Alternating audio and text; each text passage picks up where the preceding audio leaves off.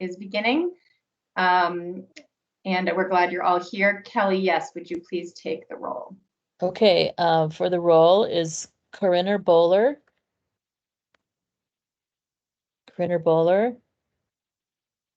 Bruce Brunner.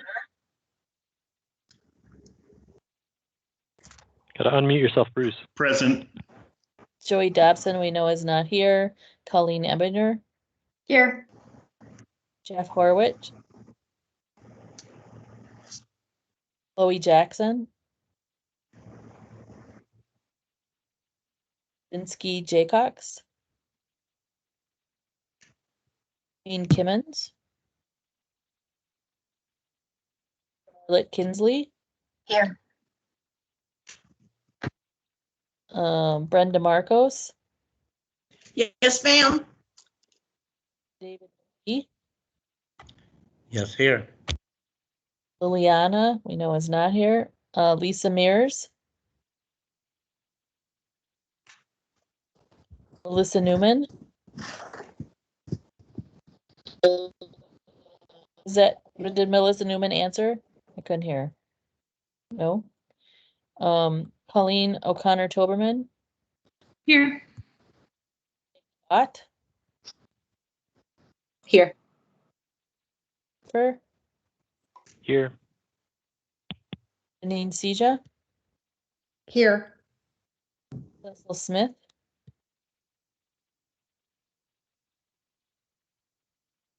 Cecil Smith. I thought I saw Cecil, but Yeah, Rose he was saying Tang. that. Cecil, Cecil, we can't hear you if you're talking. Here. Rose Tang. Here. I'm here. Heard you. Thank you. Annie Wells. Here. Yeah, I'm here. All right, we have 11, more than 11 people, so we're good. I'm unmuted. We did hear you, Cecil. We got you counted. Thanks. So we have quorum. Great. All right. And do I have a motion to adopt the agenda? I make a motion, Bruce. Great. All right. Second. Second, Dave McGee. Great. Thank you, Rose. Kelly, would Yep. you mind taking the roll Not again? at all. Corinne Bowler. Bruce Brunner. Yes. Joey Dobson is not here. Colleen Ebinger. Yeah, here. Horowitz. Chloe Jackson. Linsky Jaycox. Queen Kimmons. Charlotte Kinsey. Yes. Leanna, we know is not here. Brenda Marcos. Yes, ma'am. Sid McGee. Yep, here. Mears. Melissa Newman. Colleen O'Connor Toberman. Yes. Yacht. Yes. Schaefer. Yes. Janine Seja. Yes. Cecil Smith. I know you're in there somewhere, Cecil.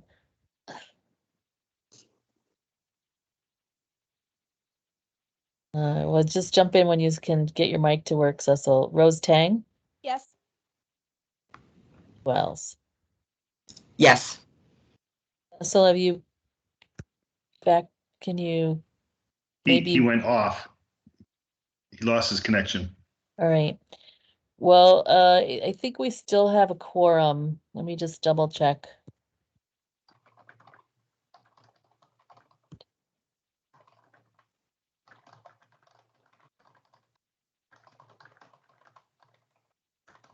Yeah, we have quorum. We still have quorum. We had 12 and without Cecil, we have 11, so we're still good. All right, so the motion passes.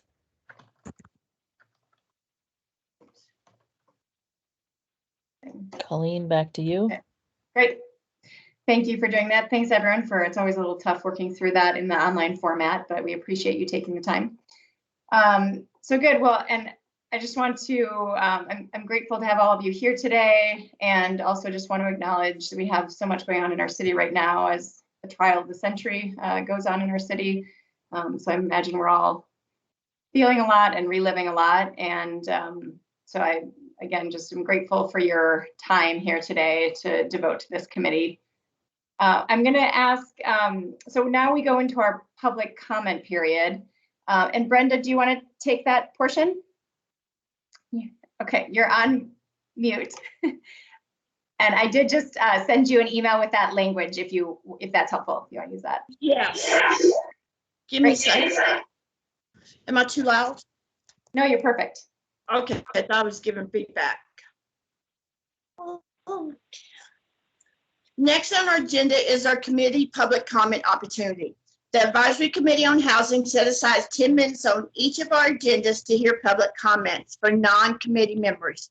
We ask that each person making a comment keep the remarks to 1 minute. All comments should be related to housing issues in the city of Minneapolis, and when possible, related to items on the committee agenda for this meeting. We take notes on all public comments, and we discuss them as they relate to our agenda items. City staff or committee leaderships will follow up with any person who made a comment if a need for a reply is identified. If anyone is present today to make a public comment, please unmute yourself by pressing *6 and state your name now. We will then call on individuals to make their 1 minute comment.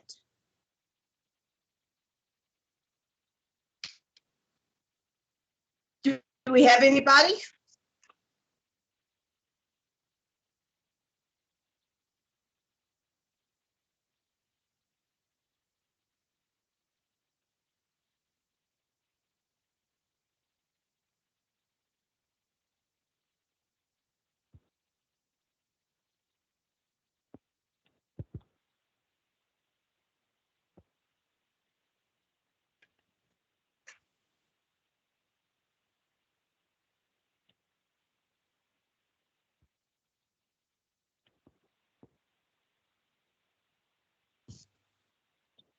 Okay, so we'll give it another minute or two to see if anybody would like to unmute themselves to give a public comment.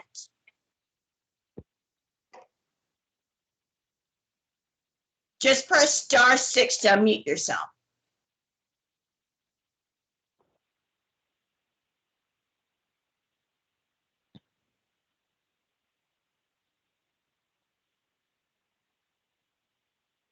So I also just got a email from Coroner who says she's trying to get into the meeting, but her phone number's not, the phone number she has isn't working. So I sent her what I have.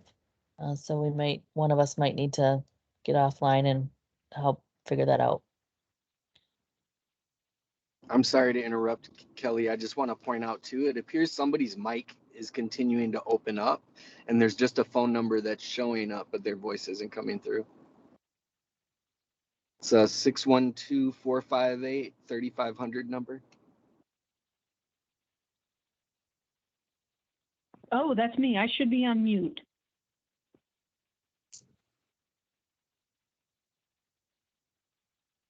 Got you. Sorry, I was just trying to be helpful. Thanks, Rob. No problem.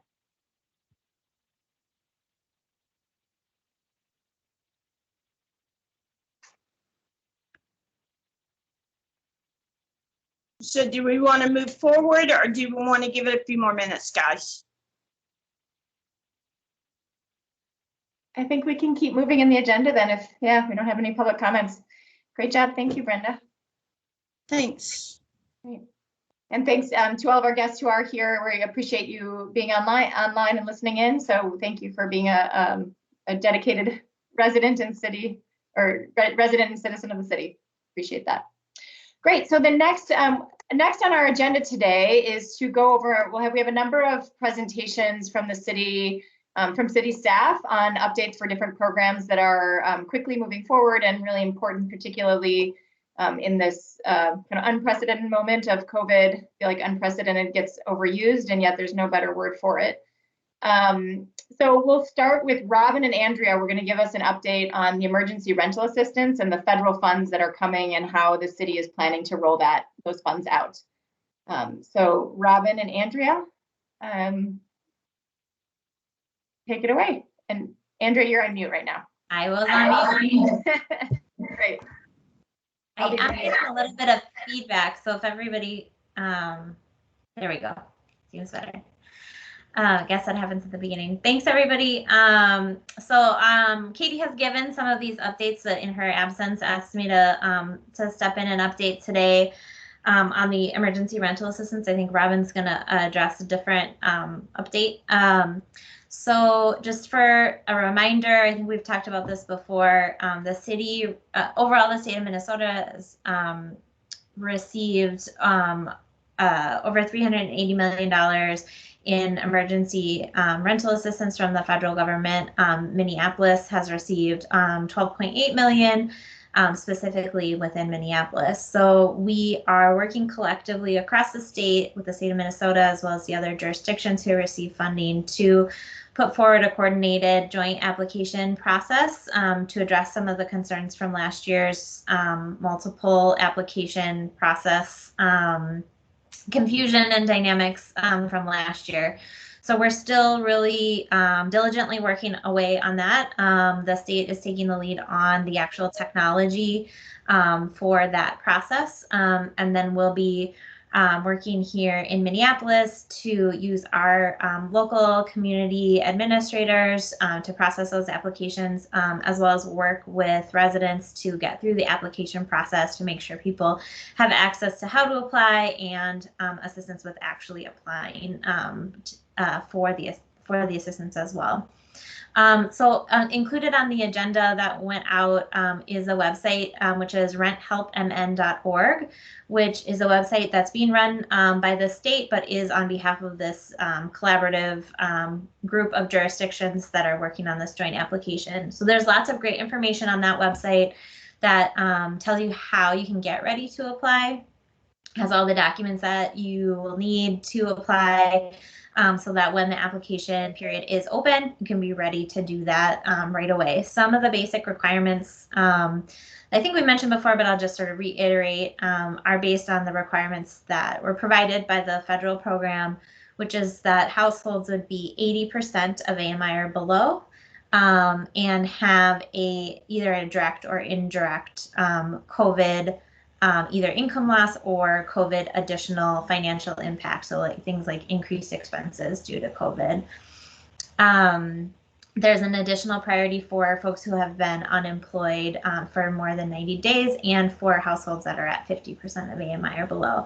So it's a pretty a wider net than some of the previous programs, which we're really excited for, because we know there are some people that need assistance but that weren't able to be helped previously. Brenda, do you have a question about something at this point, or do you want me to go on and then ask again? I have a couple of questions. Sure. Okay, the couple of questions I have, do you have a date when this is going to open up? Because I know I've had a lot of people reach out to me about trying to apply for it, but it just keeps saying that it's going to come soon. And they've already gotten information from their landlords, giving them all the information that they need to turn in to apply for it. So do you got a date or an approximate date for it? So we don't have a set date yet. And that is based on the technology that we're using and making sure that we have all the technology pieces so that when the website goes live, that it really works and works the way we need it to work. Because we don't want that to happen where we open it and then people can't actually complete the application. So that process is taking longer than we had hoped it would, but it is in progress and we are making progress on that. And as I mentioned, the state's sort of driving that, and we're using that system collectively. So we do expect it to still be sometime this month. And as we have an actual hard date on that, we will make sure to send that widely through a lot of different channels, including to this group, to make sure that you have that information and you can share it. What I will add is that website I mentioned will be where the link to the application will be.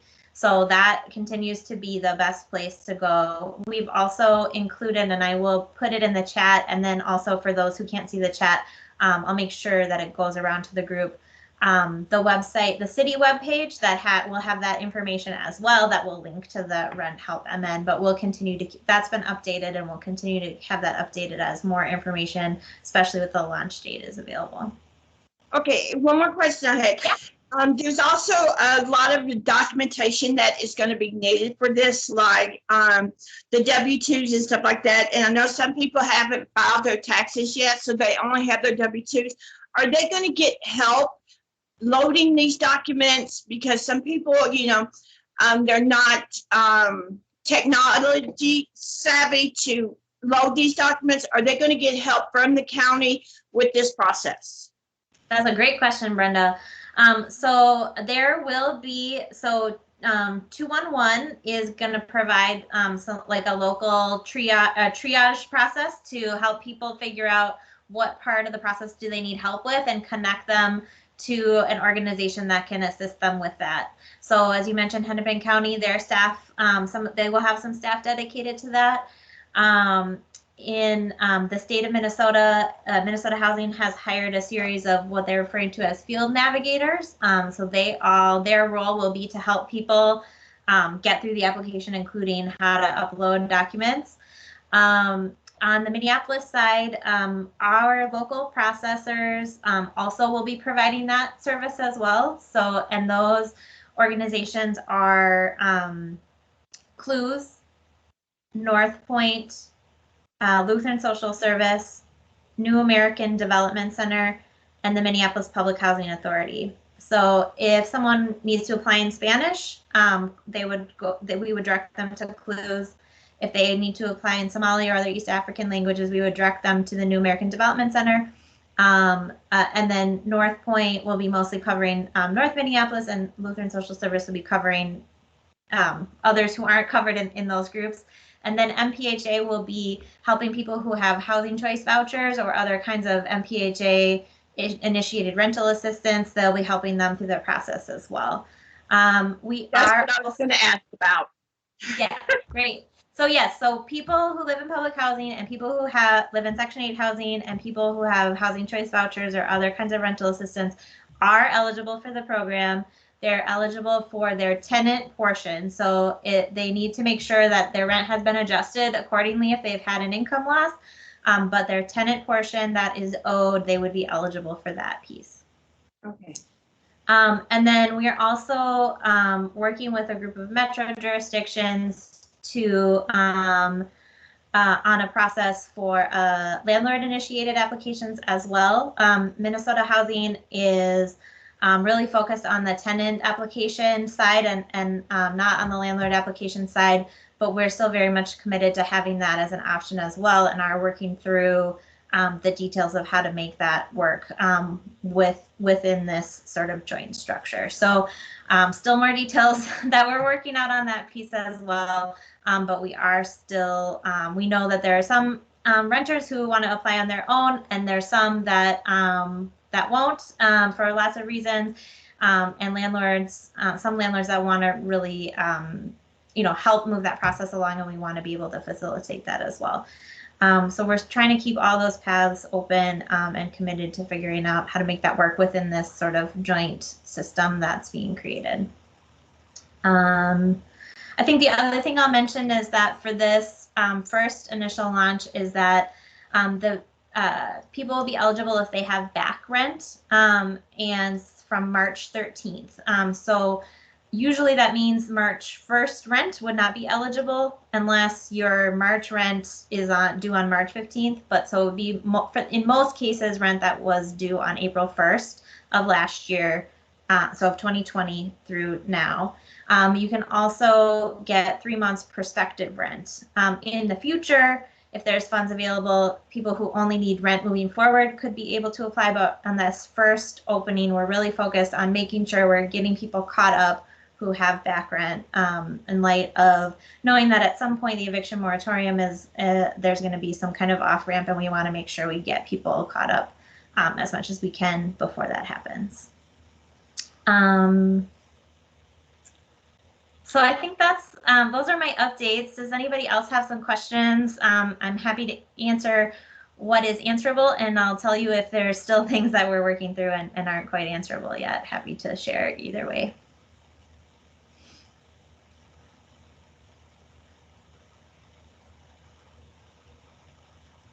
Just taking a moment to scroll through to see.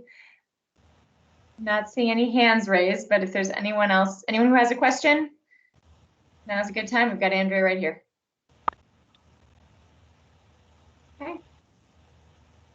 Seeing none, I think I will relieve you, Andrea. Thank you so much for making time. And then we'll move to Robin to talk about some of the renter prevention ordinances, specifically around eviction. Sure. Thanks, Colleen. So the last I heard, and I hope that this is accurate information still, is that we are going to get a staff presentation later this month from CPED staff about sort of just eviction protection policies and the eviction moratorium where it currently stands, and kind of the whole issue around evictions.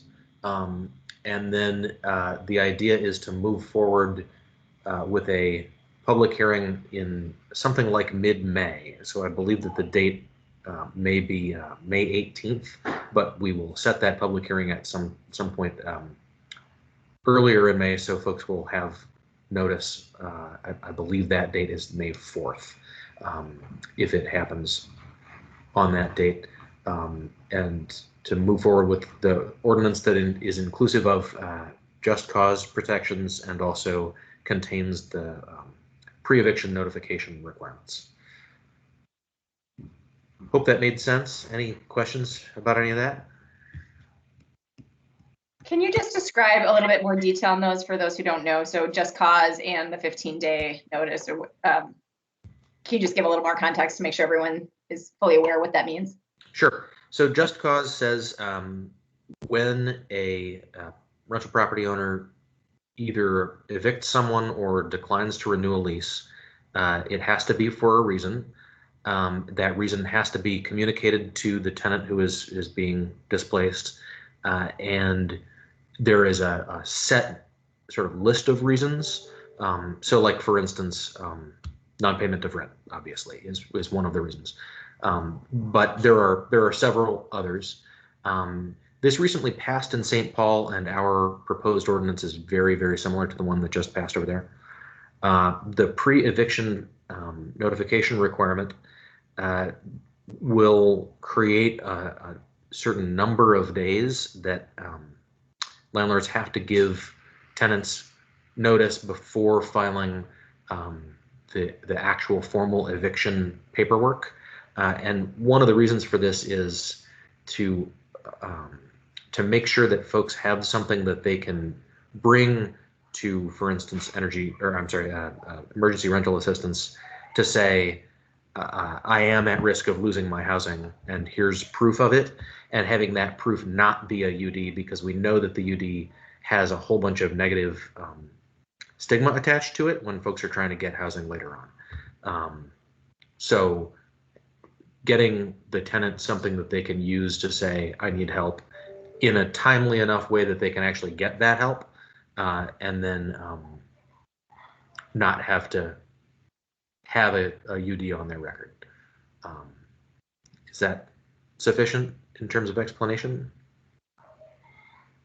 Yes, I think so. Thank you. Great. Does anyone have questions for Robin? Colleen, this is Cecil. Can you hear me now? Yes, we can hear you. Thanks. Yeah, I had trouble getting unmuted when Andrea had finished, and I'm just wondering if Andrea is still available for a question. Yep. Yes, she is. Yes. That's great. I think everybody in the housing community is getting really frustrated and disappointed that we don't have this program up and running, and I know that's not in the city's control completely, but the 7 municipalities or local units of government have some that they were asked to partner with the state, and the state has really not been a good partner here in getting this these funds out that were authorized in December. And I would just like to urge the city to put maximum pressure on the Minnesota Housing Finance Agency. I know we are as an industry. We have very anxious residents. We have owners of affordable housing that now have 6-figure back rent rolls, and they run pretty close to the bone anyway in terms of cash flow. This is now becoming a self-created crisis just because of an inability. When Alabama has their program up and running, it's a little embarrassing that we don't in Minnesota, and it's no slam on Alabama, but they don't have a reputation for good governance and effective governance. And there are many other states who have their programs up and running, and we don't. And I just would urge the city to put pressure where you can, and urge other advocates on this at this meeting to do the same, because this is really, we were told at one point it would be out before the end of March, and now we're going to be lucky if it's out before the end of April. Yeah, thanks for that, Cecil. I think I know that we continue to push. We are hearing, we hear all of that same information and know that that's true, that we need to get this up and running as quickly as possible. And from our end, I can assure you that we've got our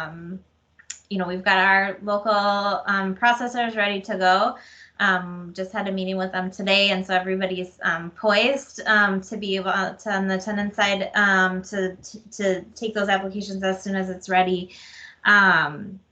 So I think your feedback is well taken, and I will continue to carry that message that we need to get this money available and out the door. I don't think I did mention previously that, so Hennepin County back in March did do an initial sprint where they did take applications. They received over 3,700 applications. Significant portion, I think close to 50%, were in Minneapolis. So we do have our local processors doing some application processing there, and Hennepin County is making pretty fast work of those applications. So there are some funds that are going out the door in Hennepin County and in Minneapolis ahead of this statewide process. So we're glad to see that money moving, and helps give us a sense of what the averages are in terms of people's back rent and such. So that is some useful information that we'll be using to help us continue to tweak things moving forward. But yes, I hear you loud and clear, and agree that we need to keep it moving to get it open as fast as we can. Thank you.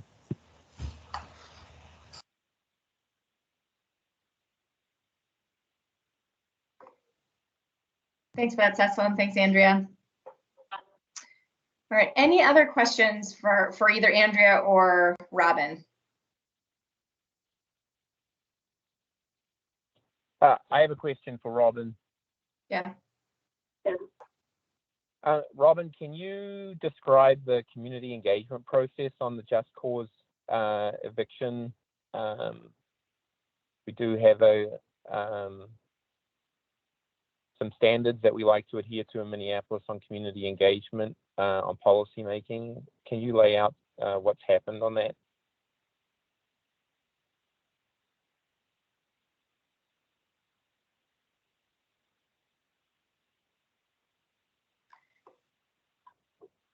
Robin, if you're talking, we can't hear you.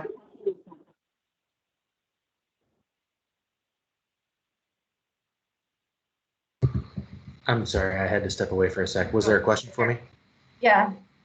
Yes, Cecil, can you just repeat the question? I'm sorry, Cecil. Yeah. Robin, the city has community engagement guidelines that it generally adheres to on policy making and policy formulation. Can you lay out the engagement process that's occurred on the just cause eviction policy making? On the eviction protection, I mean, we've had conversations with different sort of tables of stakeholders. We have had a conversation with the folks at the Make Homes Happen table. I know that one of the ideas is for us to have a conversation with rental property owners, and actually it would be very helpful if MHA would help us set that up. I mean, the standard approach is to set a public hearing and then hold it, and to give folks the standard is 2 weeks of notice with the actual policy in hand, so that folks can base their reactions to it at the public hearing on the thing itself. And so that's what we're looking to get ready for, so that we can have the ordinance drafted by the beginning of May, so that it can be shared and we can have the public hearing sometime in the middle of May. In this case, we're also starting a little bit uniquely the conversation before we have the actual policy drafted and ready to go in kind of a more general sense, with that update from CPED staff to the council later this month. And that won't be an action item that staff are bringing forward. That's more like a report to be received and filed. Does that help? It does, but it doesn't meet the international standards that the city of Minneapolis signed on to through the Department of Community Relations. That has been the traditional decades-long process that, but the city, and I believe it was a number of members of this council that signed on to a much higher level of community engagement, where we're taking ideas to the community for input and feedback, both through neighborhood organizations and stakeholder organizations. And that's usually has a much more broader level of engagement than a single opportunity through a public hearing. Well, so I'll just say I've been involved in a lot of different policymaking processes, and some of them have a lot of that kind of process, and some of them have a public hearing, and that's pretty much the level of engagement that we do on it. In this particular case, I think we all just need to be sensitive to the fact that at some point the eviction moratorium at the state level is going to end, and we have got to have this policy in place, from my perspective, before that happens. If we don't have it in place before that happens, I am very concerned about the impact that is going to have on low-income renters and people who would face eviction. And so I hear you to some extent, and also there is real urgency to get this done. And I, for one, am going to steadfastly oppose any move that anybody would make to try to slow it down, including by saying there isn't enough process, the process hasn't been good enough. There are people who will be really, really hurt if we don't get this done, and they're the principal folks that I'm thinking about. And then, where has the city of Minneapolis been on the eviction moratorium off-ramp conversations at the state capitol? Because that's where those discussions have been occurring, so that we avoid the challenges that you're suggesting and which I also believe would be unconscionable for there not to be a planned effort. But a just cause policy is a permanent policy, not a temporary policy.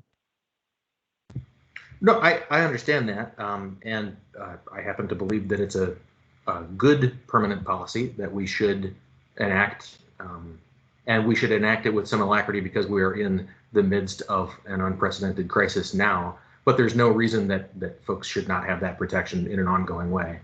That's my personal sense of it. And in terms of, I mean, I know that our IGR folks have absolutely been engaged in conversations at the Capitol and with the administration. And I mean, Cam signed on to a letter authored by Councilmember Ellison months and months ago on the eviction policy at the state. So yes, we are definitely tracking that.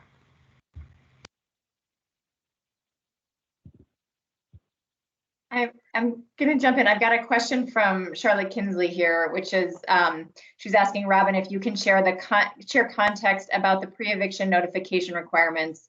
How does Minneapolis compare to other cities on this, and has Minneapolis tried in the past to pass something like this? In terms of other cities, St. Louis Park did recently adopt a pre-eviction notification requirement. I believe theirs is 7 days, and I think ours is likely to be longer than that, although I'm not sure exactly what number of days is going to be proposed, but I think it's going to be more than 7. And we're trying to align that specifically with the amount of time that it takes for the for rental assistance to get turned around by the county. And so I know that Katie Topinka has been in conversations with folks from the county about how long that tends to take, so that we can base our number of days on that, because that is basically the goal. Have we tried to pass it in the past? I don't think that we've tried to pass something like this exactly in the past. I think that both just cause and a pre-eviction notification requirement were part of the conversation about the renter protection ordinance that we all talked about. I think it was in 2019, but they didn't make it into the into the basket of things that council members Bender and Ellison brought forward at that time. Does that help? Does that answer the question? I think from my perspective, it does. I know Charlotte's connection is poor, so I'm not sure if she is able to answer. Yeah, I'll try. Thank you, Robin. It did. I appreciate it. Great, thanks. Okay, so next I will move to Angie, as we have 2 items actually. I think that's right, Angie. You're doing both the federal recovery money and then Housing Development 101. So we start with the updates on federal recovery money. No, that's what.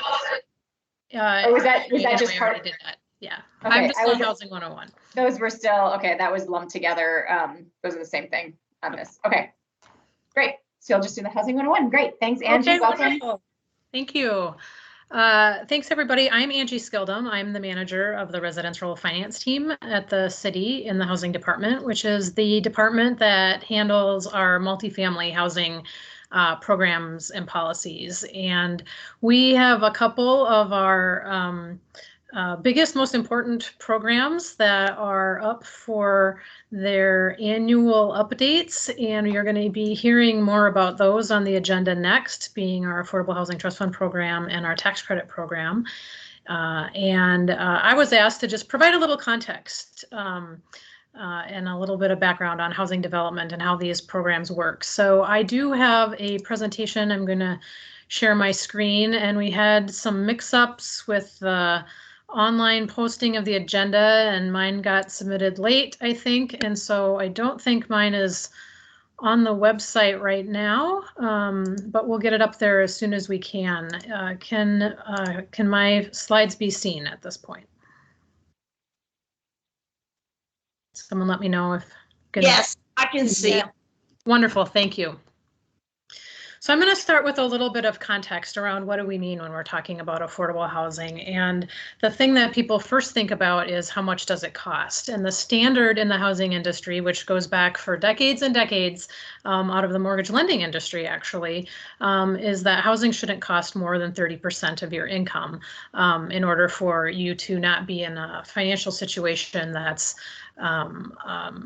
dangerous for you in terms of being able to fulfill your other needs. But when we talk about affordable housing, we mean housing in a way that's broader than just that. And we mean that housing that is also decent and safe. We mean housing that is well located for the family in relationship to their community connections, in relationship to their jobs or their children's schools or their transit needs. We mean housing that is proper size for the family.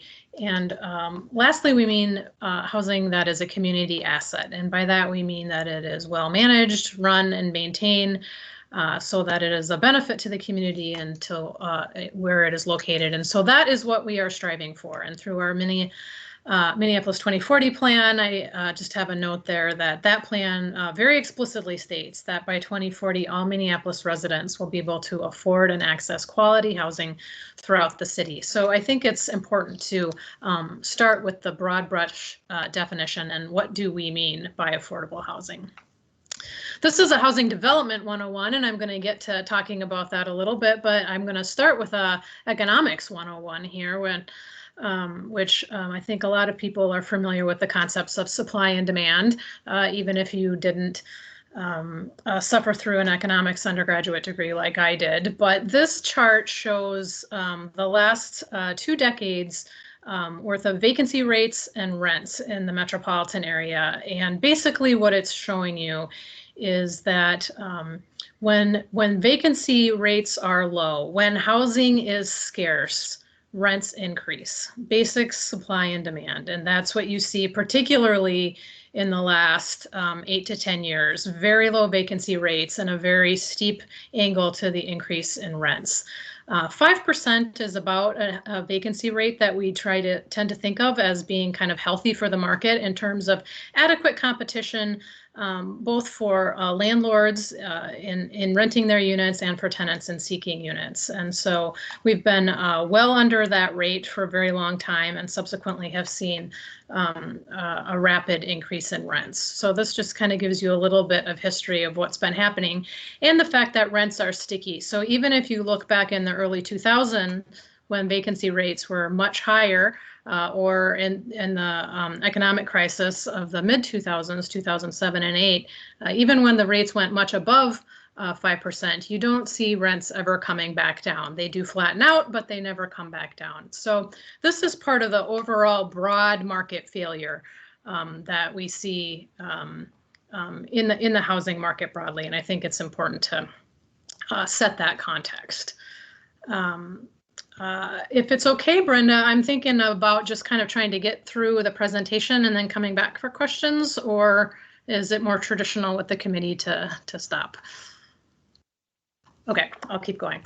So this is a slide that I'm utilizing with thanks to the Family Housing Fund, where it was originally development, but again sets a little context for people in terms of housing and housing affordability. So let's talk about that 30% of income standard that we talked about earlier and look at a full-time worker making $15 an hour or about $31,000 a year. At that 30% of income standard, they can afford to pay about $780 a month for their rent. But what we know is that in Minneapolis, the average South Minneapolis 2-bedroom apartment rent right now is about $1,400, and we know it can go up from there. So just having employment is not sufficient to guarantee you to find an affordable place to live. If you wanted to earn enough to afford that rental apartment, you'd need to make $27 an hour, which is an 80% wage increase. That is difficult for people to achieve, generally speaking. And what actually happens in reality is that they pay more. They pay 54% of their income for their rent. If we wanted to get this household into home ownership, right now the median sales price for a home in the metro areas or in Minneapolis is $325,000. That would require a much higher income, about almost $82,000 a year, 160% wage increase, or 80% of their income towards their housing. Obviously, this family cannot attain home ownership without significant subsidy help. And so again, I share this information. The people on this call are probably well aware that the housing crisis is not just a matter of people not working, but really is a matter of a broad market failure. So what happens to renters? I want to pull this back to renters and focus on rental housing because that's our main topic coming up with our programs later. But like we said, oftentimes they pay too much. They're rent burdened. They paid more than 30% of that income, and that puts a lot of financial strain on their household. We also see people having to move frequently, which makes it very difficult for children to perform well in school, for parents and adults to perform well at work, and upsets fragile transportation and childcare arrangements that they may have. We see people forced to live in substandard housing, which doesn't meet that definition of affordable housing that we talked about earlier. We see people doubling up with friends and family, neighbors, others, which result in lease violations, and then both families are in danger of losing their housing. And again, those rules are in place and important because, again, by that definition that we talked about earlier, that we want this housing to be a community asset. And then, of course, the most obvious impact for people is an increase in homelessness. And I'm sure this committee has spent a lot of time talking about that issue in our community right now as well. The city has a lot of responses that we have to fixing this affordable housing crisis across a lot of other levels. And I know that Katie has shared with the group before links to our Way Home report, but I wanted to just pull out a couple of things to highlight for you so that you're aware of what our broad approach is to addressing this issue. And these core values speak to our work across all levels of housing, not just rental housing. And they are advancing racial equity and eliminating racial disparities. We know that the housing system itself is the basis of a lot of disparities in our community. And I'm sure, again, that's a topic that this committee is very well aware of. Expanding opportunity and disrupting some of those historical geographic patterns of segregation for BIPOC communities, and preventing displacement as well. So especially, again, of BIPOC communities, seniors, and people with disabilities. Prioritizing our resources to those with the most severe housing instability, and then, of course, to develop sustainably as well as we consider the energy efficiency, which affects costs for tenants and renters, and our resiliency goals as a city. So I just think it's good to recognize those core values that underpin all of our work. And then to remind the committee that the city has 7 broad strategies that we're pursuing to address the affordable housing crisis writ large. And they are increasing the housing supply, diversity, and affordability in all Minneapolis neighborhoods. Second strategy is to produce more affordable rental and preserve subsidized affordable rental for 30 years or more. And that's where really we're focused today. Also preserving our unsubsidized affordable housing, improving access to home ownership, especially for BIPOC families, supporting renters. That's a suite of policies, some of which we just talked about with Robin, preventing and ending homelessness, and then maximizing the potential of publicly owned land to meet city housing goals. So those are our strategies writ large. We're going to be focused on strategy number 2 today. And this graphic is probably hard to read. We'll make sure we distribute it. It is on the city's website as well. But it sets up this notion of the fact that if you look across the top of the screen, there are different levels of income that we are concerned about. And here's our 7 housing strategies. Different strategies address different parts of that housing continuum. So today, The programs that we're going to be focusing on are the Affordable Housing Trust Fund and the Low Income Housing Tax Credit Program. And you can see that, broadly speaking, those address housing affordability at 60% of the area median income or lower, all the way down to 30% and below. So I want to just spend a couple of minutes walking you through how these programs work to actually produce affordable housing in our community. And to do that, I want to use a rough approximation of an actual affordable housing project that was built in Minneapolis and completed its construction about a year, maybe a year and a half ago. And that is the Lewis Apartments. This is a 70-unit building. It had about a $19 million total development cost, meaning about $270,000 a unit. So I think it's good, as we think about how these programs work, to think about it in the context of an actual project. So I selected the Lewis, which is a property that Aon developed. I'm going to kind of walk you through how subsidy works and why it's needed.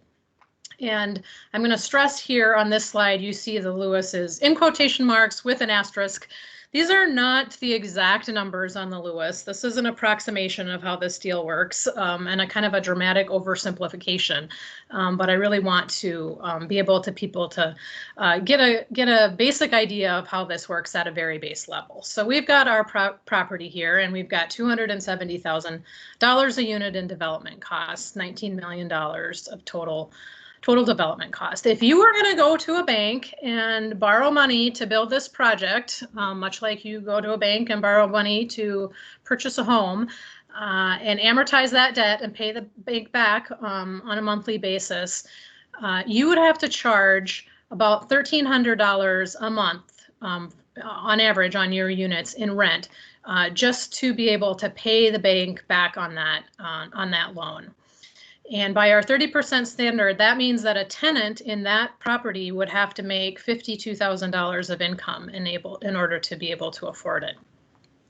Of course, this is not the only cost that you have to incur with your project. You also have to run it. You have to maintain it and operate it over time. You have to pay your taxes. You have to do maintenance and upkeep and plan reserves for the future.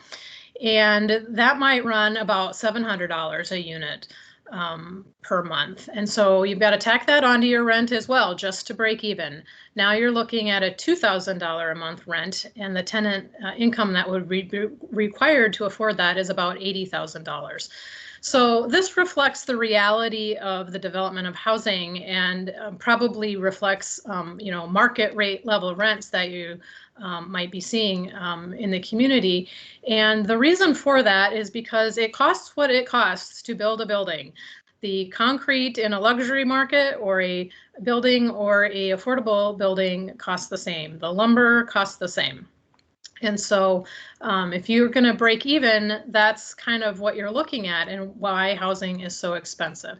So how do we make it affordable? Well, here's an example of the way that we fund a project like this to ensure affordability. First of all, instead of going to the bank and borrowing all of the money to build it, we're going to get a first mortgage of only $4 million, which is the amount that it can support based on its cash flow.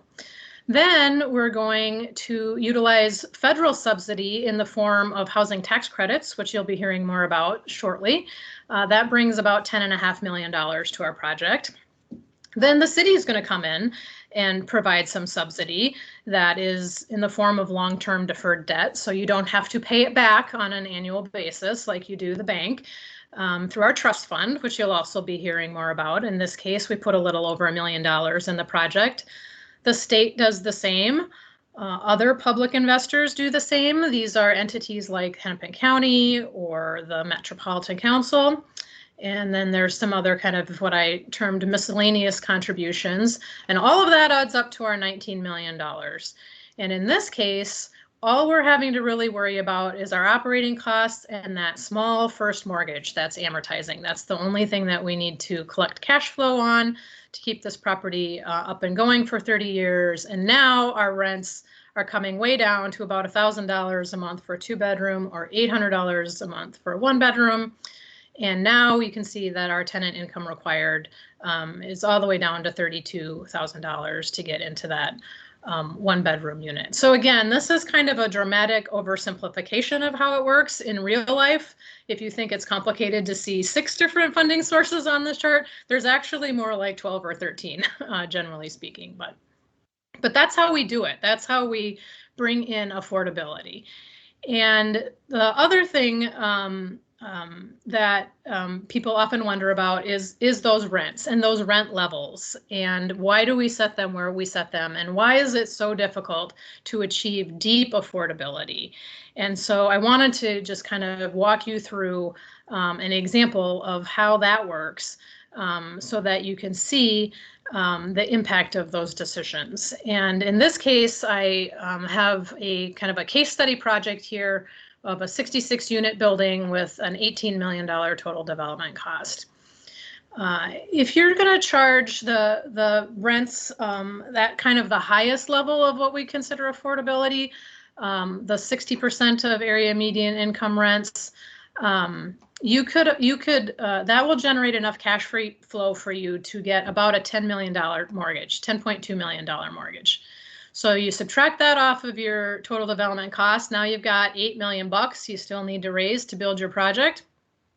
You can get about $5 million of it through that housing tax credit that we talked about earlier. And that leaves you with about a $3 million gap that you have to fund through other resources like the city or the state or the county. So that's about 16% of your project. If you want your project to be more affordable and you want to lower your rents down to the 50% level, now you can only afford about an $8.3 million project on your mortgage.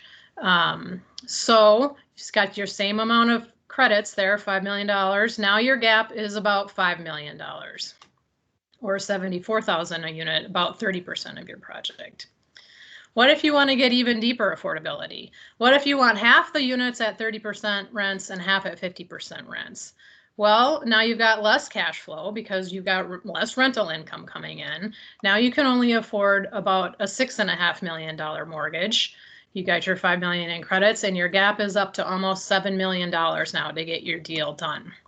So I show this to you just so you can kind of understand the impact of the different rent levels and why you see a variety of rent levels typically in most projects, and to point out the fact that the city alone cannot complete these deals and get these deals done. And just to put a little bit of frame of reference to that, you'll be hearing from Carrie next about our Affordable Housing Trust Fund program that has about $15 million in it for 2021. And so if you think about if the city was going to kind of try to do this themselves and fill these gaps, if you wanted to do even just this project at 50 and 30% AMI, that needs almost $7 million. With our $15 million, we could do about 2 projects. So that's, I think, hopefully helpful in kind of explaining the challenges on the development side of these deals and why we layer these subsidy resources in the way that we do over time.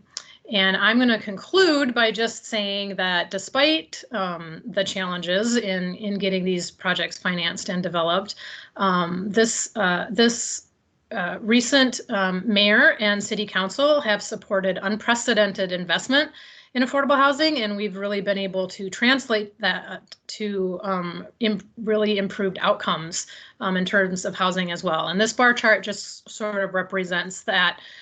In the early part of the decade, you saw, us averaging about 330 units a year, and in each of the last 3 years, we've been able to vastly improve upon that average performance, exceed our metropolitan goals, Metropolitan Council goals, and importantly, in 2020 have almost 6 times the normal average amount of units at 30% of AMI, those deeply affordable units. that we've seen historically. So we've really been trying to live by those values that we talked about earlier in terms of prioritizing resources. And I'm going to stop there and take a question, starting with Brenda. Thank you for your patience. Thank you, because I was really having a hard time keeping my mouth quiet. Okay, am I echoing? No. Okay. So first off, I want to thank the committee members and Katie and Kelly and Robin for listening to what I have been saying all along about the 30% of the income. And I understand where it costs money to build the housing, but that's still, when you go by the AMI, I still have a hard time with affordable housing going by the AMI. Because, you know, it's hard for somebody that's making $15 an hour to be able to reach that AMI goal for 30% of the AMI, but the 30% of their income. But then I also understand that it's hard to come up with apartments like that without subsidy. I understand that, but there's got to be something that we can continue to work on to where there will be more availability for people like me. And I don't know. I want to thank you so much for putting this together, because it says everything that I have been saying all along. And a lot of times I get so passionate and so worked up that I can't get out what I'm trying to say. But it's up here, and it's like I want to get my point across, and you did that very well for me. And I appreciate you so much for taking the time and doing this information. I just, you know, this is why I want to work in housing policy at an upper level, because I believe policy is what makes the difference if you can get that policy just right. Again, thank you for taking the time to do this. Well, I really, really appreciate that feedback, and I'm delighted to hear that it reflects, you know, your thinking and your lived experience with this as well. It is an incredibly challenging situation, as I laid out here, but it's also an incredibly important situation, and you know, we are committed to it, and you know, the slide on the screen right now, I think, demonstrates that commitment and is showing progress. We've got a long way to go, but we intend to keep working on it. So thank you. Looks like we have another question from Bruce. And then Brenda, I'll pass it over to you after that to move us into the next part of our agenda, unless there are other questions. So Bruce, go ahead. Hi, Angie. I got a couple questions. When you talk about 30% of income, is that the rent, or is it rent plus utilities? Yeah, that's a great question. It is rent plus utilities in most cases. So we do take both of those into consideration, because that's the true cost to households who are living there. Another question I have is, the screen's gone, but it showed that approximately 330 units of affordable housing have been produced each year over the past 8 or 10 years. Do you know what percent of the total units that have been produced affordable units represent? Because I've seen the statistics of how many have been produced. I just don't have them at my fingertips, or, you know. In terms of relative to market rate production? Yeah, so if you have 330 per year, so if you had 3,300 over the past 10 years, how many total units have been brought to the market? Overall, yeah, Yep. I don't have that at my fingertips either, unfortunately, but I can sure look into that for you. It would just be a matter of looking at overall permits. It fluctuates, but it's that's something we can find out for you. Because I think we're producing like 4,000 units a year right now, right? Citywide? Yeah.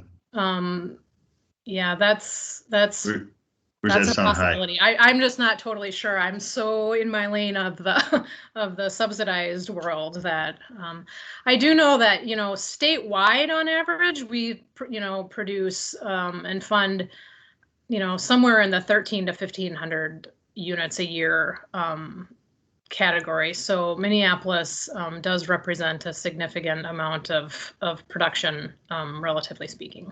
Yeah, and I guess most notable of what you mentioned was we have such an extremely low amount of money to actually give away, or not give away, to invest, that we lack the ability to really produce anywhere near close to enough units, is what I hear you saying. Yeah, I think that's right. And really my point is just that it takes a lot of partnerships to do this. And, you know, the city can and should and is investing in this. But we need to continue to encourage the state to do the same thing, to continue to encourage the county to do the same thing, to continue to encourage the federal government to do the same thing. And honestly, it's, you know, if you look back really historically, it's the unbelievable disinvestment since, you know, the 60s and 70s and 80s of the federal government's retreat from this. That's really been the slow burn to the crisis that we're in today. But it's going to take significant and continued investment at all levels going forward to get our arms around this. And luckily, we're starting to see that happen right now. So hopefully we can really take advantage of the point in time opportunity that we're in to continue to do that. And my last question is, since you're in charge of all housing finance, putting the programs together that encourage using some of these things, right? Do you beta test with developers or builders when you put these programs together to see if they actually make sense for people to utilize the programs? Yep. Well, that is an excellent segue to the next part of our agenda, where we're going to talk about our most prominent program, which is the Affordable Housing Trust Fund. And I would just quickly say two things in response to that. One, yes, we do an incredible amount of sensitivity analysis around how these programs work. And two, as we tweak them, we open them up for public comments, including from the community and our development partners on an annual basis. And we can and do hear from them about things. And so we try to really do this all in partnership, because not only do we have a lot of partners in the funding side of this, but the city does not own and operate any of these units over time. It's the development community that does that, and they are absolutely critical partners to this work as well. So perfect segue to the next topic. Are you open if I reach out to you to just run through something offline then? Of course, absolutely. Okay, thank you. Absolutely. I'll make sure everybody gets my contact info. Thanks so much, Angie. Yeah, thanks so much. We really appreciate the presentation. Great. So Brenda is going to lead us through our next last hour or so of our agenda. So right now we're going to move on to Affordable Housing Trust Fund and Qualified Allocation Plan updates. And we have Carrie and Amy on city staff that's going to go through this with us. Hi, I'm Carrie Goldberg. I work in the Residential Finance Division.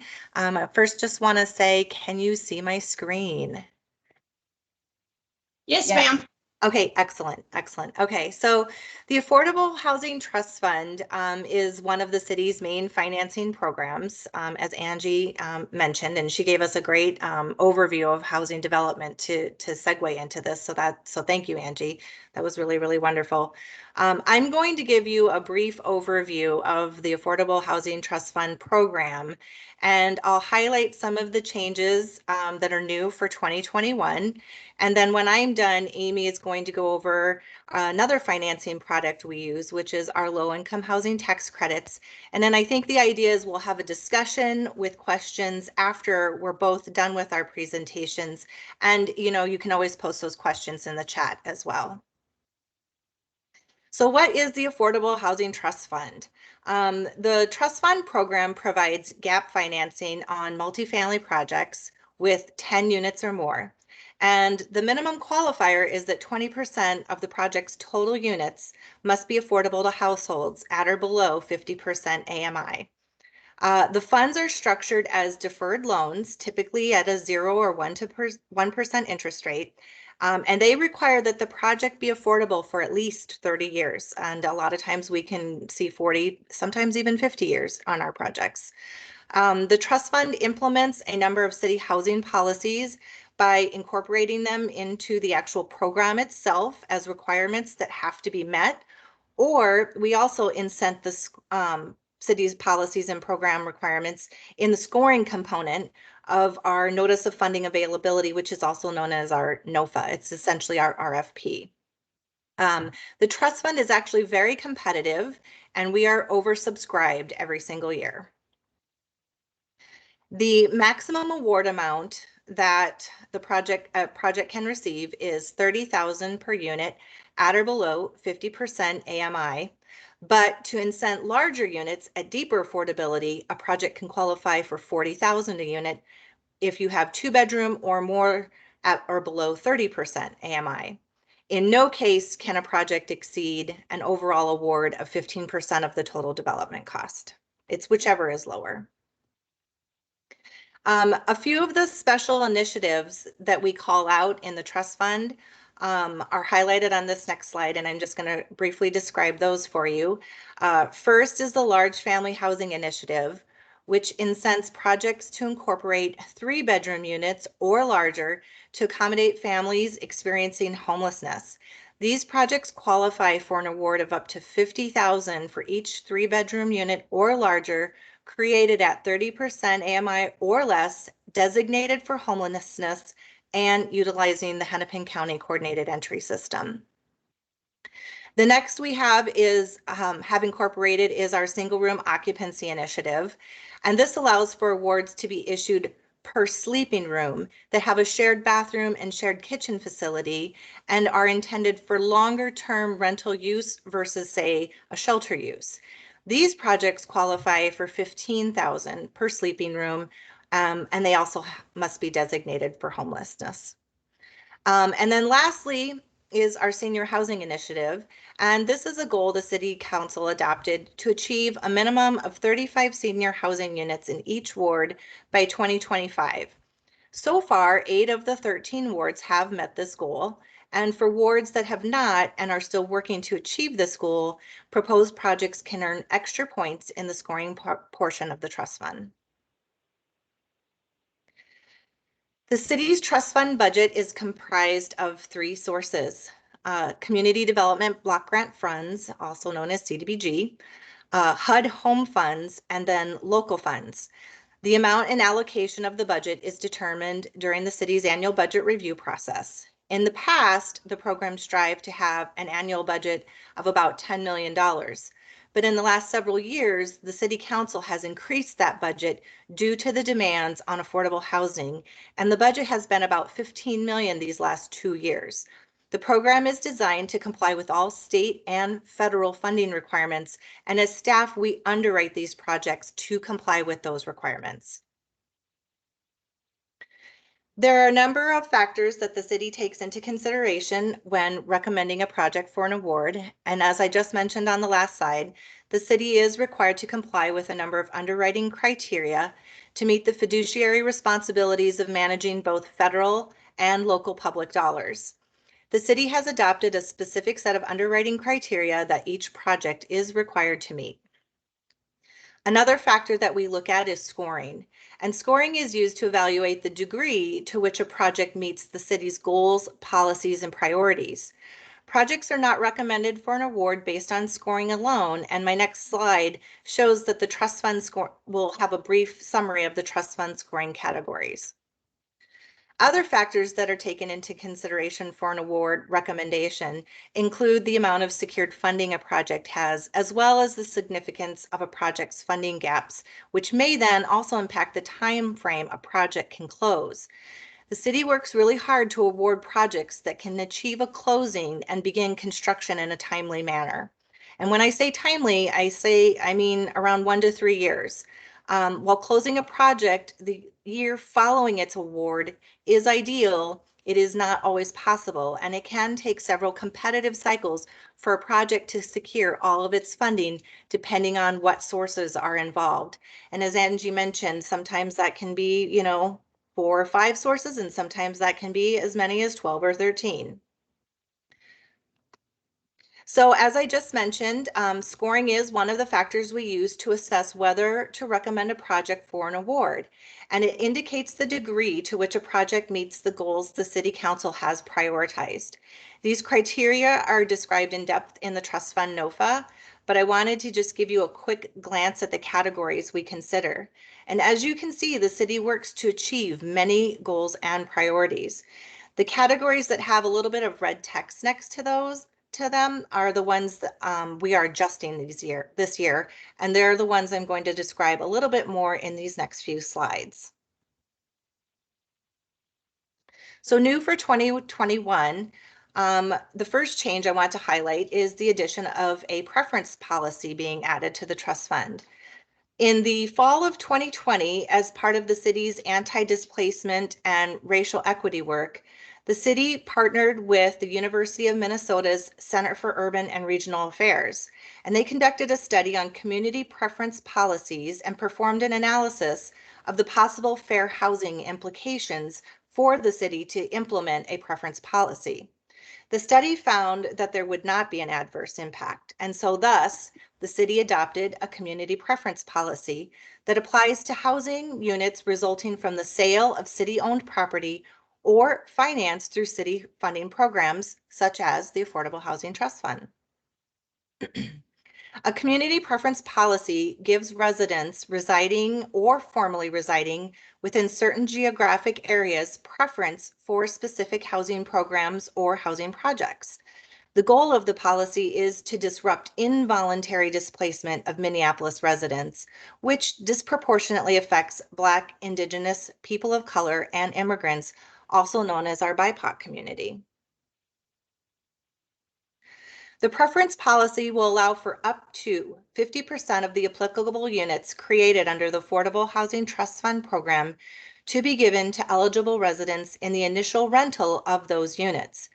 Eligibility is former residents since January 1, 2007, and existing residents of the Neighborhood Stabilization Program's designated areas of the city, who also self-certify to having experienced or being at risk of involuntary displacement due to extreme economic forces.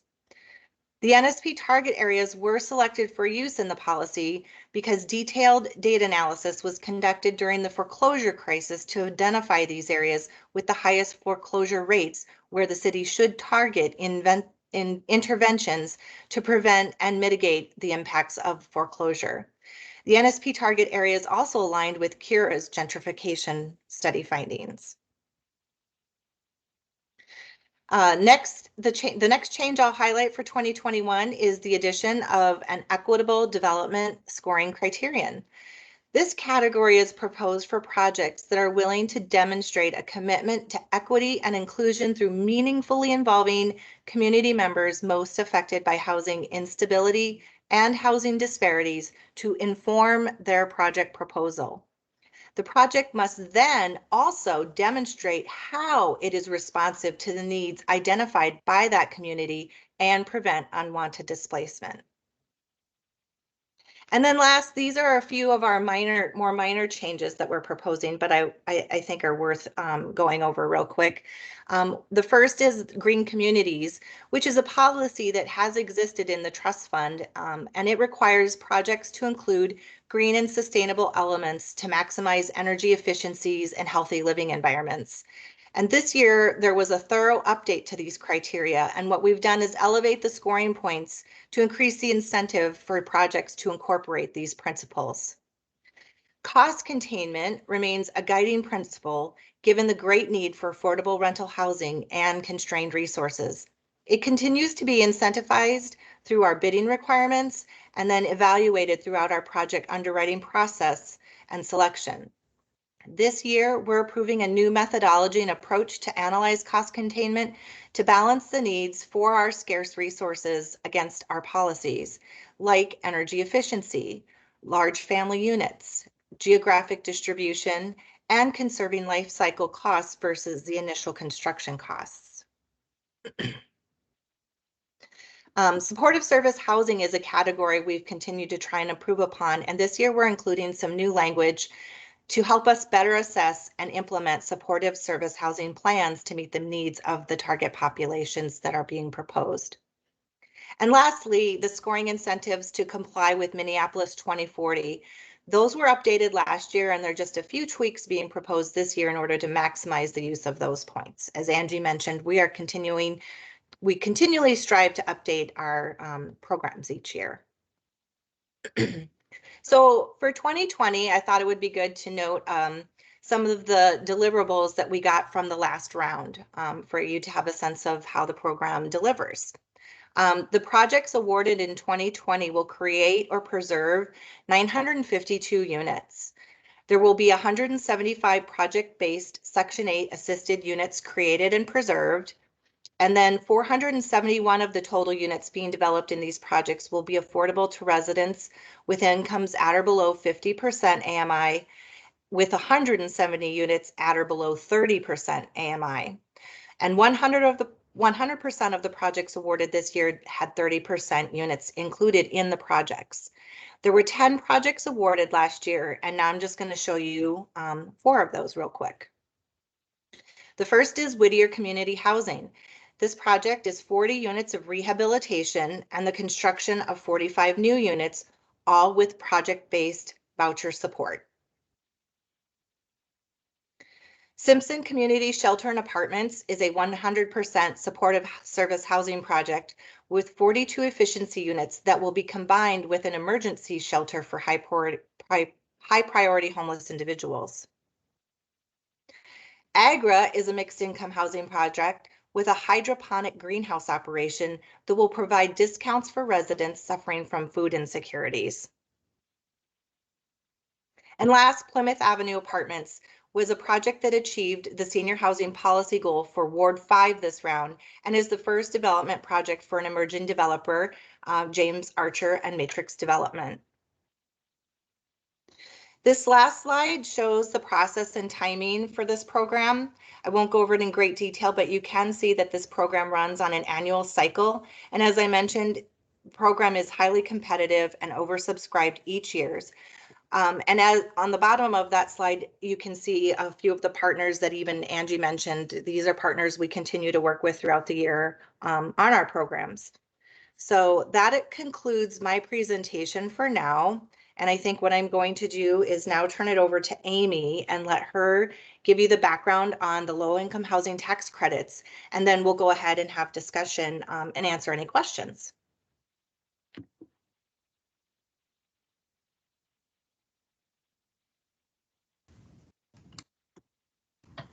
Great, thank you, Carrie. Can everyone see my presentation? Is it up on the screen? Yes. Great, thank you for that. So hello, everybody. I'm Amy Geisler, and I work in the residential finance team with Angie and Carrie. And I manage the low-income housing tax credit and the housing revenue bonds for programs for the city. And so I'm going to take a few minutes to talk to you about the housing tax credit program.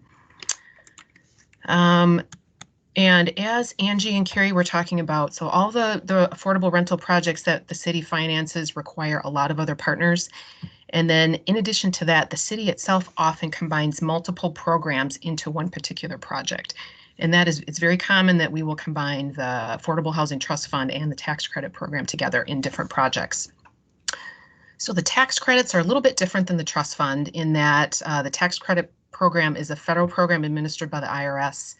And through the tax credit program, the city does not directly award funds to projects like the trust fund. And instead, we award tax credits to projects which developers can use to seek investors for their projects. There's 2 main types of low-income housing tax credits, the 9% and the 4% program. The 9% is much more valuable. The city receives a limited amount of 9% tax credits every year, and is typically enough to fund about 1 to 1.5 projects per year. 4% credits are less valuable in that they generate less tax credit equity to projects, and those are administered in conjunction with our housing revenue bond program.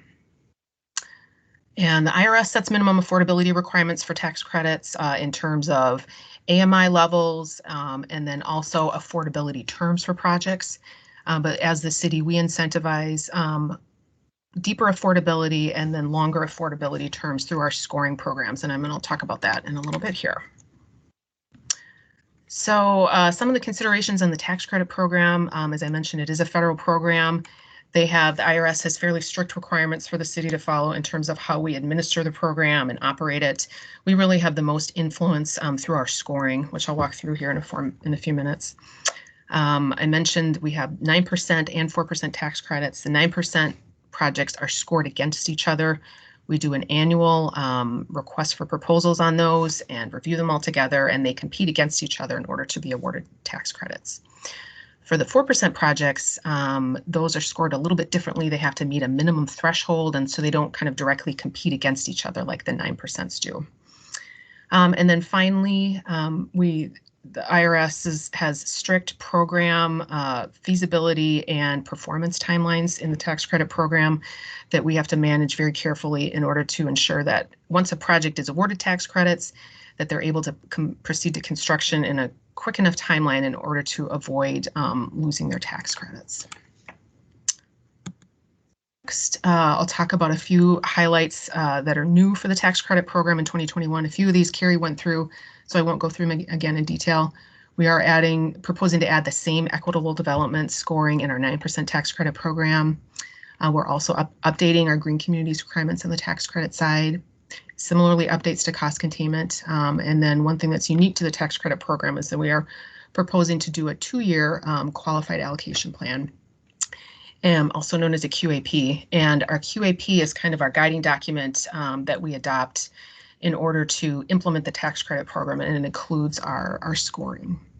And the reason we're recommending doing a 2-year QAP this year is that Minnesota Housing, which is also an allocator of tax credits at the state level, and so they will allocate tax credits for projects that are outside of Minneapolis, occasionally within Minneapolis, but primarily, outside of the state. And we try to align our programs with them, our tax credit programs, as much as possible. So this next slide is an overview, and I know this is a little bit hard to see, but if you want to kind of dig into it in detail, it is available on the committee's agenda website. But this is a list of our scoring criteria that are in our 9% tax credit program. And you can see we really address a range of items within our scoring. Projects that are funded through the 9% program are typically deeply affordable. Populations served include people experiencing homelessness, people that are disabled, living with disabilities. We also have scoring that prioritizes funding commitments, existing funding commitments to the program, because we want to select projects for tax credits that are ready to proceed and meet those IRS timelines. We also look at project location and design. We have scoring that looks at the depth of affordability. We incentivize projects that include larger numbers of 30 and 50% units. And then we also incentivize projects that are proposing longer term affordability. And we currently in our 9% program, we incentivize affordability terms up to 55 years. You'll notice there are a couple changes, a couple things highlighted in red, and those are a few categories that we're recommending for adjustments this year. We're proposing to combine a couple previous categories of scoring that looked at separately at homelessness and then supportive housing. We're just proposing to kind of combine those, so it's kind of a more effective scoring category. We're proposing to remove that cost containment scoring and kind of address it in the other ways that Carrie talked about earlier, and then finally add that equitable development scoring category also for the 9% side. And then for scoring for our 4% program, as I mentioned, so this is not a competitive scoring process, but we do have a minimum scoring threshold that people need to meet to be able to receive 4% tax credits. And we have a slightly different scoring scheme that you can see laid out here on the screen. And so projects that we fund with the 4% program, it's still competitive because they're allocated along with our housing revenue bonds, but it's not quite as competitive as the 9% program. And the projects that we fund are often a little bit higher on the affordability range. If you think back to that affordability continuum that Angie shared earlier, these are a little bit higher, but many still include units that are restricted with Section 8 project-based vouchers. There are units designated for homeless units, and then also deep affordability, just maybe a little bit less than our 9% program, which really targets the most deeply affordable projects. And our scoring looks at, again, funding commitments to look for projects that are ready to proceed to construction, long-term affordability. We give points for projects that are proposing units for large families, because that's a need that we hear often. And then also projects that have other city funding awards, like from the Affordable Housing Trust Fund. Again, we have a couple changes in red that we're proposing for this year in the long-term affordability category. Previously, projects on the 4% side had a minimum affordability term of 20 years, and we're proposing to raise that minimum affordability term to 30 years this year, so extend that affordability. And so we're making some adjustments to that scoring category to incentivize projects to go even longer, to meet that minimum scoring threshold. Proposing a similar adjustment to cost containment, and then we're also proposing to add a new category on the 4% side to further incentivize projects to include more units affordable at 30% AMI and below in their projects. So I just wanted to show you just a couple examples of projects that we fund with the Housing Tax Credit Program. One of them that we selected in 2020, one of them is the 3301 Nicollet project. And this is being developed by Alliance Housing, one of our housing developers that develops a large number of deeply affordable, low barrier projects in Minneapolis. So this is a 64 unit project, and as you can see, it will have deep affordability, and it has quite a few units that have project-based vouchers and other types of rental support. And then we'll also have units that are set aside for people experiencing homelessness. And then on the 4% side, an example project is the Greenway Apartments project. And you can see, while it still has a range of affordability, it does have some of the higher affordability levels in it, but it still has units that are going to be affordable at 30% AMI and some units that are designated for people experiencing homelessness. Another highlight of this project is it will have a fair number of 3-bedroom units, which again is a need that we often hear for, that we really need larger, more affordable rental housing available in the city. So my last slide here, again, process and timing, similar to the slide that Carrie showed. We do an annual 9% request for proposals that I mentioned, and that runs on a similar timeline with the Affordable Housing Trust Fund. So we're updating our tax credit program documents now. We're going to be bringing those through to the City Council in May in preparation to release that request for proposals this summer. And then, as I mentioned, those 4% tax credits are allocated on kind of more of a rolling basis. But all of it is administered under that big tax credit program and umbrella and through our qualified allocation plan, also known as the QAP. And with that, I am happy to take any questions, and I know that Carrie is too.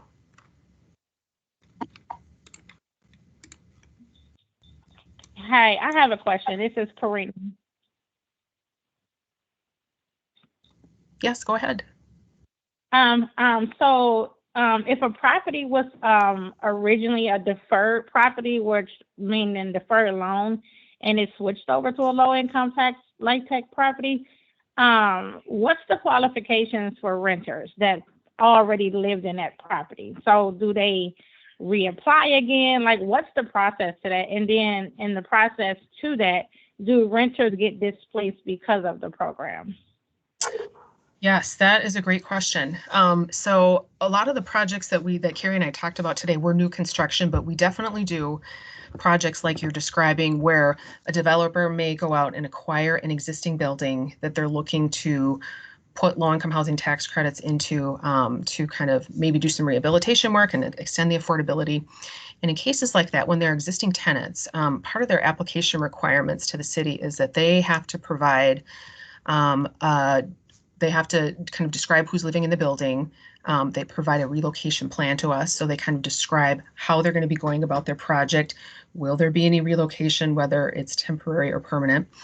But tenants who are living in the building, we have a lot of our programs really discourage displacement of existing tenants.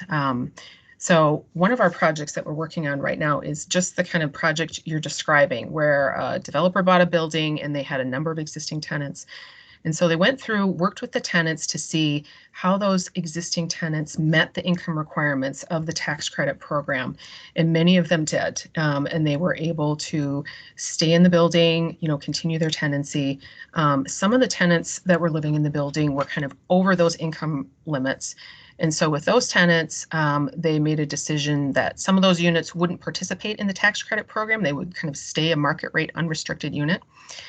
And then some of those tenants who had, some of them had fairly significant incomes, and they worked with those tenants to relocate to different buildings on a purely voluntary basis. So there's kind of a variety of ways that developers can deal with that situation, but it is something that we look at very closely because we want to avoid involuntary displacement in all cases.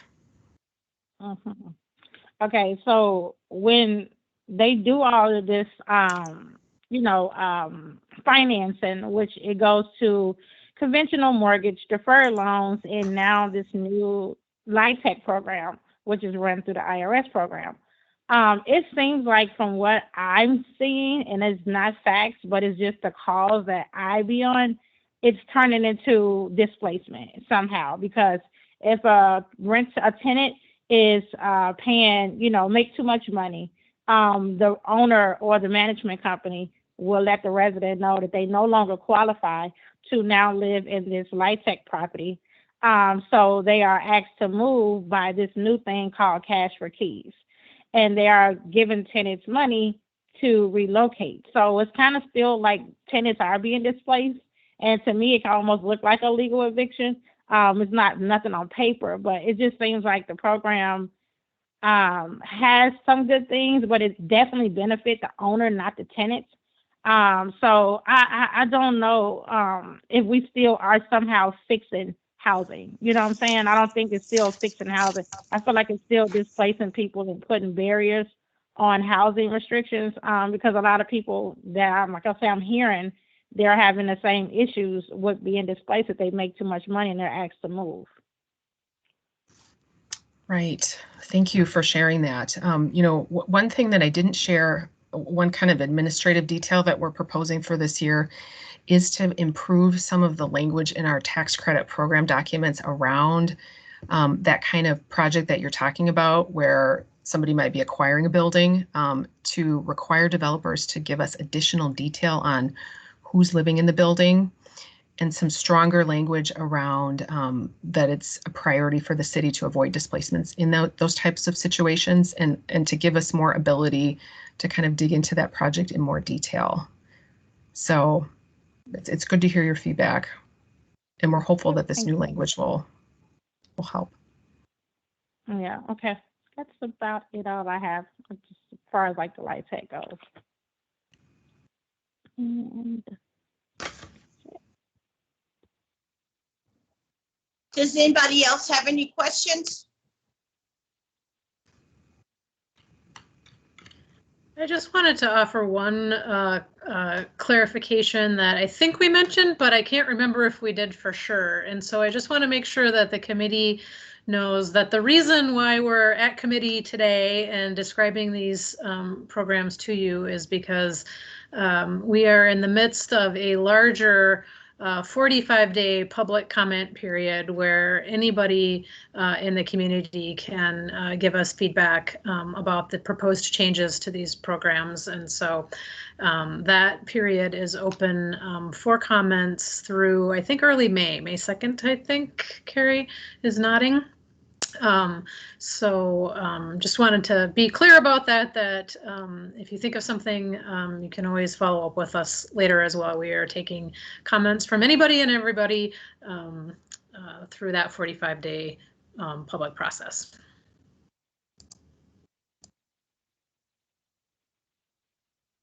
I have one more other question. This is Karina speaking again.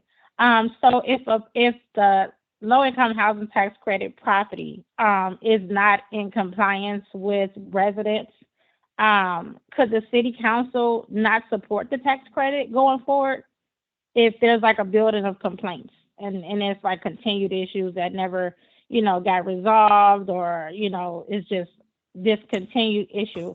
Could the city council not support those tax credits moving forward until things get better? Or if the property just happened to be a 3-tier property prior to the remodel and the bonds and the tax credit stuff, could something else happen, in that process that, could fix that problem too, if tenants are going through that? Yeah, so If I'm wording it correctly. no, I think I understand you. So for projects like existing tax credit projects, let's say they have problems with property conditions that aren't being remedied. I think that might have been part of your question. And we monitor all of our tax credit units on a regular basis. And if there are condition issues, our monitoring agents identify those and work with property owners to resolve them, because there are, part of the IRS program requirements is that owners have to operate, quality units. So there is a mechanism for that. And I think another part of your question was about, let's say a tax credit building owner isn't doing a very good job with their property and maybe they want to seek additional tax credits. So if someone is seeking a new allocation of tax credits, we do look at their history with the program. And if they were not a strong performer, if they had issues operating other tax credit projects, we definitely take that into consideration when we review their application and would, highlight something like that for the city council. Okay.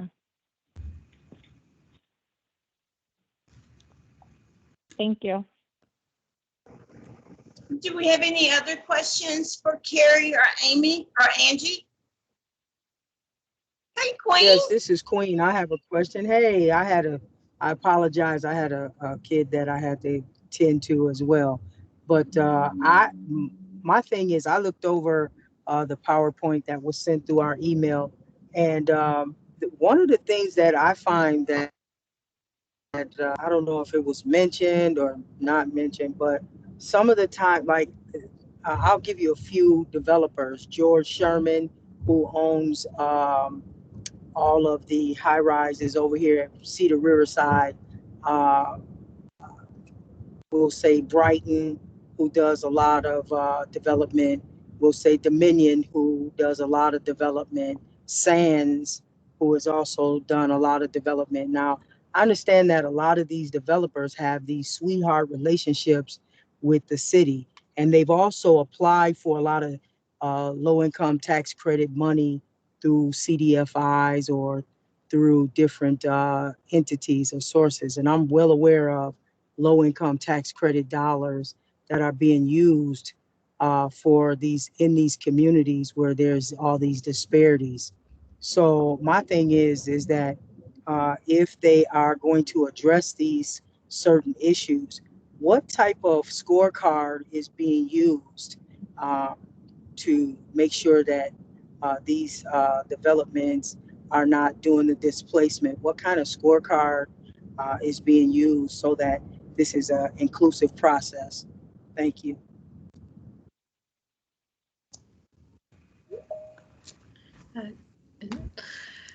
I'll jump in and try to address that and invite my colleagues to tag on if I miss anything important. But we did spend some time trying to frame up how both of these programs do have published scoring criteria for any projects that we get.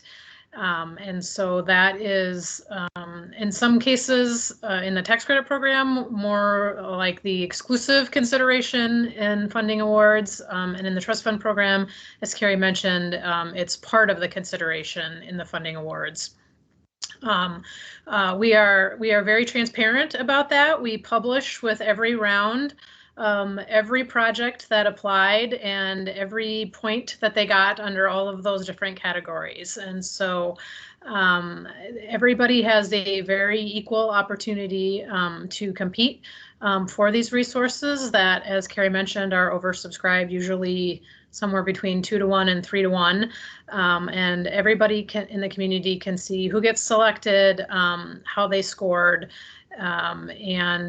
We typically have notes in our council reports as well, as to, all of the factors that kind of come into consideration in terms of the staff recommendations. So we try to be very open and transparent about all of that going forward, and it's a clean slate every year, every round. Every project competes on its own merits.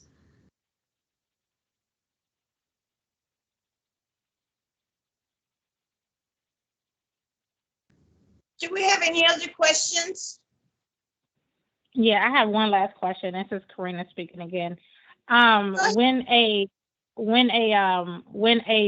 tenant building that goes into tax credit program buildings and it's freshly introduced to that building, which it was at one point maybe a conventional or deferred building loan, as far as financing goes, do the residents have to re-qualify if they say they already had a recertification, but they turn around and have to re-qualify now for the tax credit program?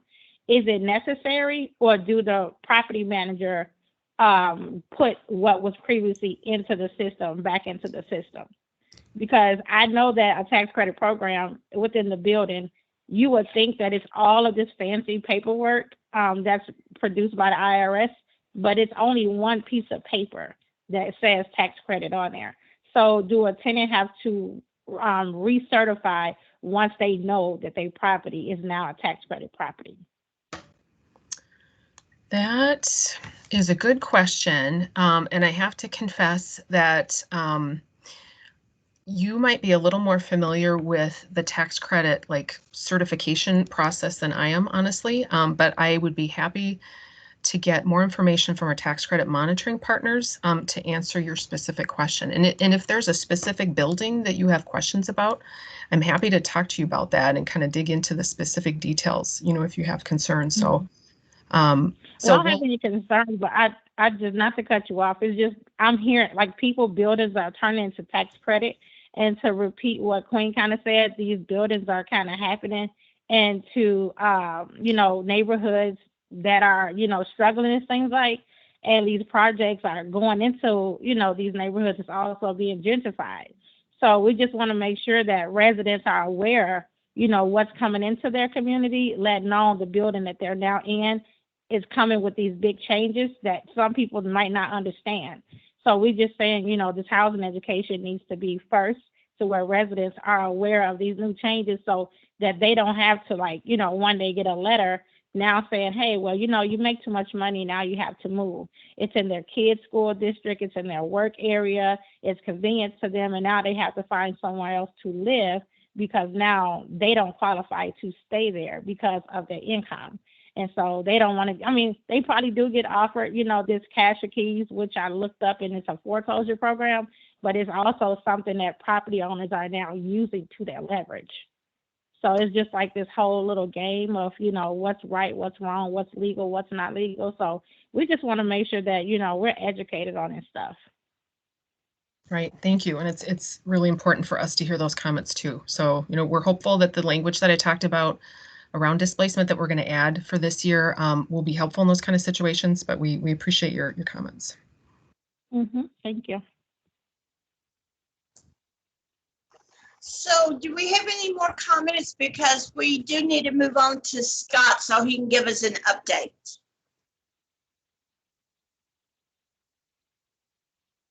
Okay, Scott, would you like to continue to start? Are you on here? Yeah, I'm here. This is an update about the single room occupancy ordinance, right? I thought it was about parking or something. Oh, yeah. Sorry, it was the parking minimums. Parking and travel demands management regulations. Yeah, parking minimums and travel demand management strategies. Yeah, honestly, I don't have an update right now. Okay. So do you want to go ahead and take over, Colleen? Sure. Well, it sounds like Scott just gave us about 5 or 6 minutes back in our days, in our evenings. So I think that, let me just double check, but I'm pretty sure that is the end of our agenda. Yes, it is. So thanks everyone for all your time today, and thanks especially to city staff and presenters for all the information. And I will call this meeting officially adjourned. We'll see you next month. Thank you for having us. Thank you for having us. Yeah. Bye, everybody. Bye. Bye-bye.